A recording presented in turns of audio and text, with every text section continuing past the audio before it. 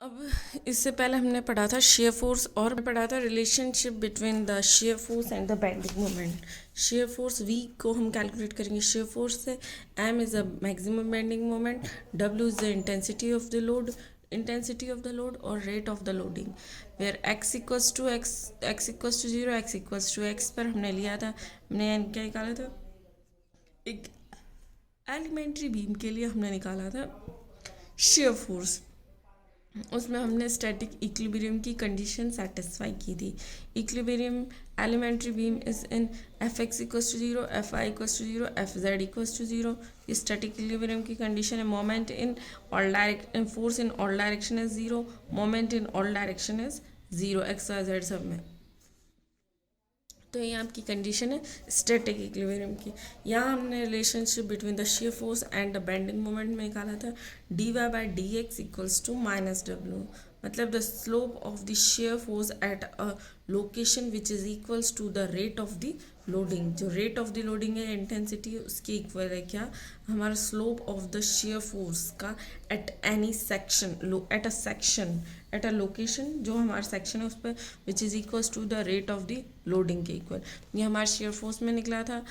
और फिर इसके बाद में हमारा निकला था सेकंड था बेंडिंग मोमेंट। बेंडिंग मोमेंट की हमारी रिलेशन क्या आई थी, D M by D X equals to V, where the intensity, where the rate of the change of the bending moment which is equal to the shear force के equal आई थी, और the rate of the change of the shear force at an location which is equals to the intensity of the load। ये दोनों के बीच में हमारा relationship निकला था, relationship between the shear force and a bending moment. अब इस relation से हम आगे देखते हैं। अब देखेंगे हम पॉइंट मैक्सिमा और मिनिमा कॉन्ट्राफ्लेक्चर। अब निकाल रहे हैं हम पॉइंट ऑफ कॉन्ट्राफ्लेक्चर। उसके लिए हम पहले देखेंगे मैक्सिमा और मिनिमा। जैसे ये अब आज का टॉपिक कैसे स्टार्ट होता है, ये वाई डायरेक्शन है, ये एक्स डायरेक्शन है, ठीक है।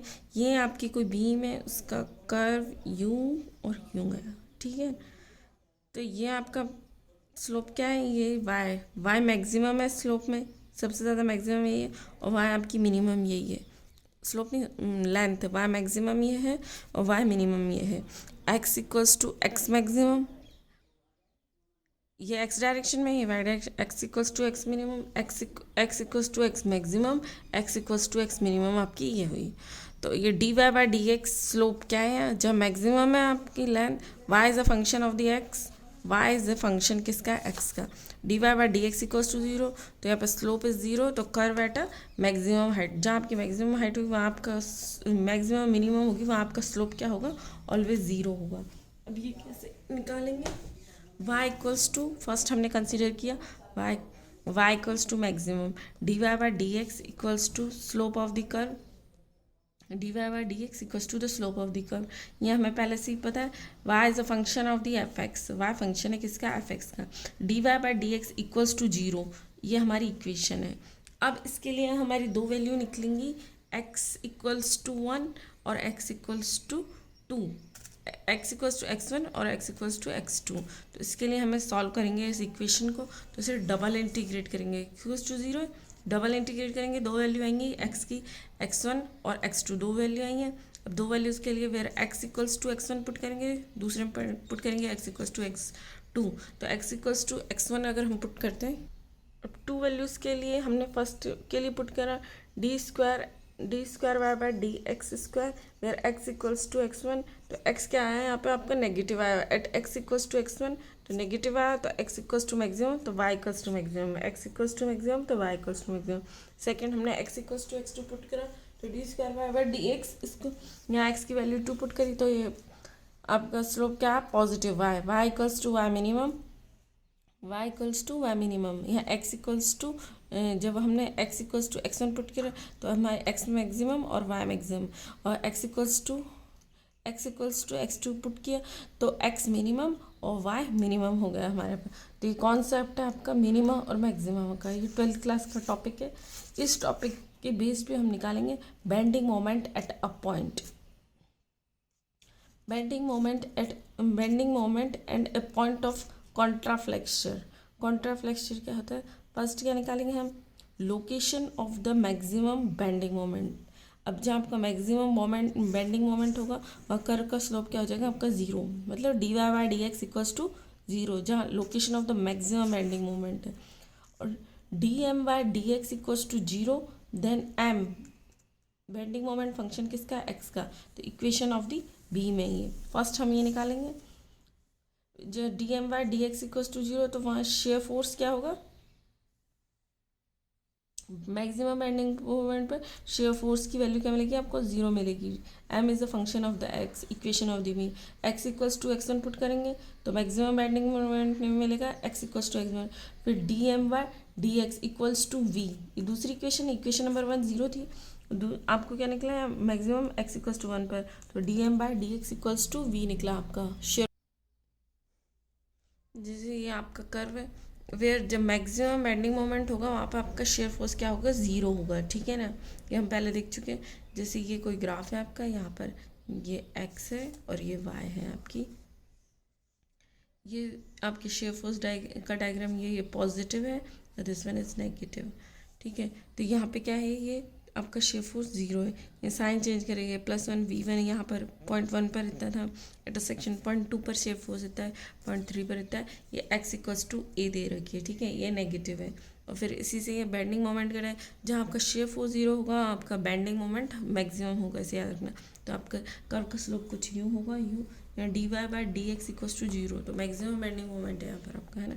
Eight X equals to at X, the location of the bending moment where the value of the shear force is zero. जो लोकेशन होगी ना, जो बेंडिंग मोमेंट की मैक्सिमम लोकेशन, वहाँ पर शेयर फोर्स आपका क्या हो जाएगा, ज़ीरो।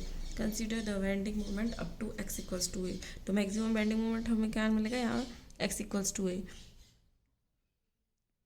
ये मैक्सिमम बेंडिंग मोमेंट मिलेगा at X equals to zero. जैसे ये मैक्सिमम कैसे होता है, ये आपकी नंबर लाइन है, zero minus one minus two minus three, फिर ये इंक्रीज होगा वन टू थ्री, जैसे ज़ीरो तो minus one minus two minus three, zero तक का एक पॉइंट तक, फिर इसके बाद में ये चेंज हो गई आपकी, यहाँ से अलग है, ज़ीरो के बाद में ये चेंज अलग। तो consider the bending moment up to the section at X equals to A, maximum bending moment क्या है आपका, यहाँ पर मैक्सिमम है।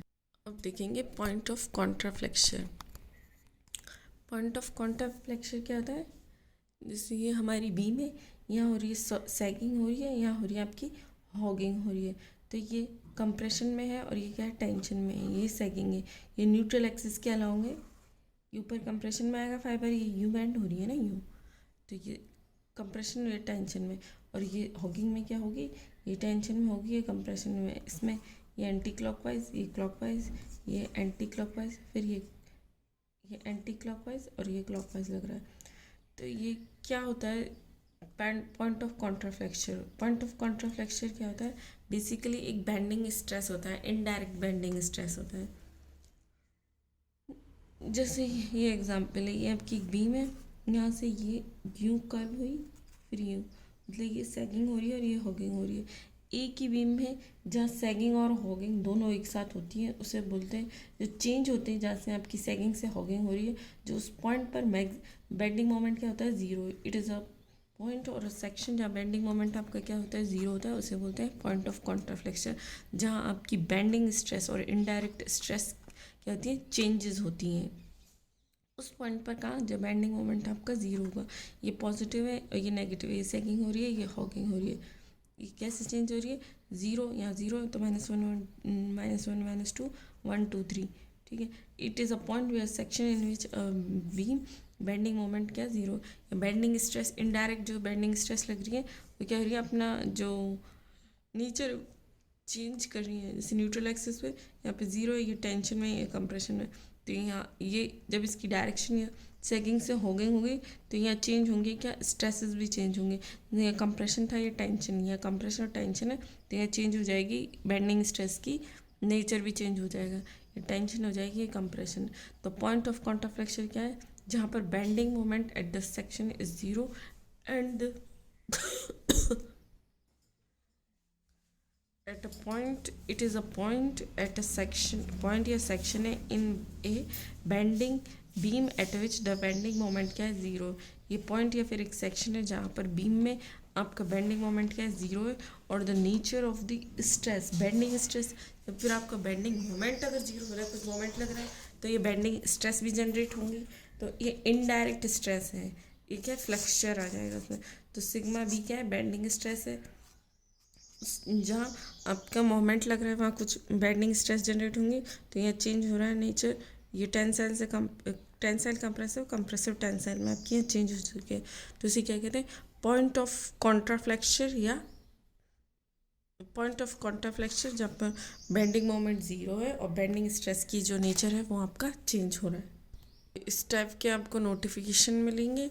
dV/dx change in shear force at a section which is equals to the intensity of the load minus W. Change in a bending moment at a section which is equal to the shear force. Shear force उस section पे जितना shear force है उसके equal जो मिल रहा है, तो वो क्या है, बेंडिंग मोमेंट में चेंज और शेयर फोर्स में। ये दो रिलेशन आपको याद रखना है।